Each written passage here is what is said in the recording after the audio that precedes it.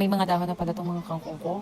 Nilagay ko kasi ito sa kabilang kwarto, kung saan walang tumitigil. Tapos hindi ko napapansin, ang lago niya na pala.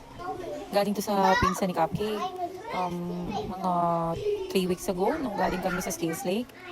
Tapos ayan, ang dami niya ng dahon. Kanina, naisipan ko magluto ng sinigang na salmon. Ilang araw na kasi hindi kumakain ng mga bata ng maayos. So, naisipan ko magsabaw.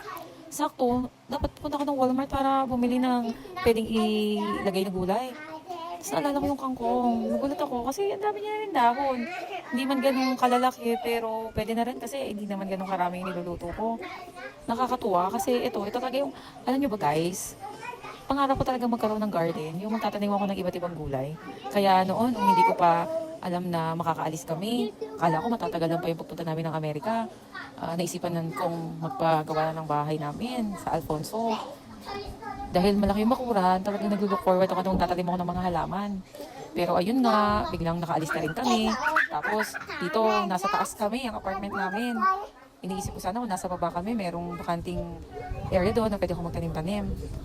Isang araw nakita ko merong nag-post sa social media na pwede palang yung mga pinagputulan ng mga gulay na binili natin. Ginagawa nilang hydroponics ang tawag. So yung kahit pa paano, tumubo na, nagagamit ko na rin. Pangalawang harvest ko na yan guys. So nakakatuwa talaga.